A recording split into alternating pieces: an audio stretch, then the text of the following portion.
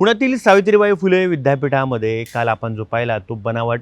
Degree प्रकरणाचा जो एकंदरीत प्रकरण होतं ते आपण थोडक्यात निकाल लावून धरलं आणि त्याच्यावरतीच आज आपण जर पाहिलं तर पुणे विद्यापीठाने एक प्रेस नोट जारी केली। नेमकी काय प्रेस नोट आहे, माझ्या हातात सध्या ती प्रेस नोट आहे, नेमकं यामध्ये काय लिहिलेलं आहे आणि यामध्ये जो गुन्हेगार आहे त्याच्यावरती काय कारवाई करणार हे देखील यामध्ये नमूद केलेलं आहे। आपण ती प्रेस नोट आता आपण माझ्या हातात आहे आणि ती मी वाचतोय की सावित्रीबाई फुले पुणे विद्यापीठाचे कर्मचारी रमेश मुखेकर वित्त व लेखा विभाग यांनी साहिल महेश कदम या विद्यार्थ्यास विद्यापीठाच्या बीकॉम या अभ्यासक्रमाचे गुणपत्रक तसेच पदवी प्रमाणपत्र मिळवून देतो असे सांगून सदर विद्यार्थ्यांकडून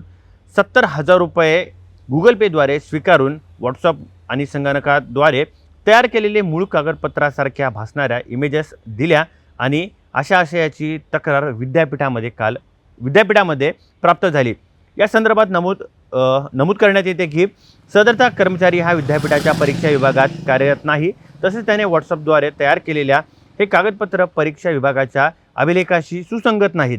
असे निदर्शनास आले आणि मुखेकर यांनी हे पैसे स्वीकारून गैरकृत्य सहभाग घेतल्याचं दिसून येते। यामुळे पुणे विद्यापीठाचे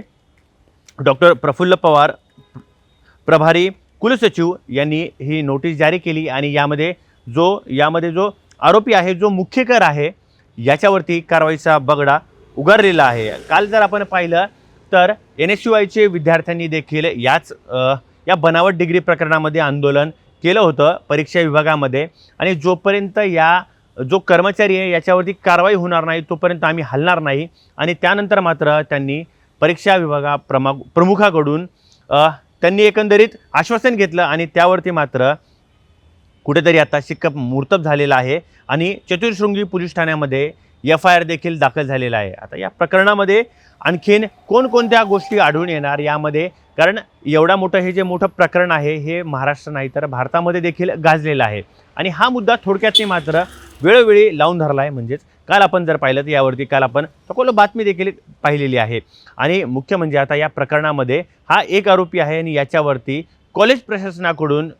एकंदरीत FIR दाखल करण्यात आलेली आहे आणि योग्य ती कारवाई करू असं देखील आश्वासन करण्यात आलेलं आहे। मात्र एवढ्या मोठ्या प्रकरणामध्ये हा एकच आरोपी असू शकतो का असा देखील प्रश्न विद्यार्थी आणि नागरिकांकडून विचारला जात आहे। आता पोलीस कशा पद्धतीने या प्रकरणाचा तपास करतात आणि यामध्ये अजून कोणकोणते उलगडे समोर येतात, काही आर्थिक घोटाळा यामध्ये अजून समोर येतो का हे देखील पाहणं आता औचित्याचं ठरणार आहे।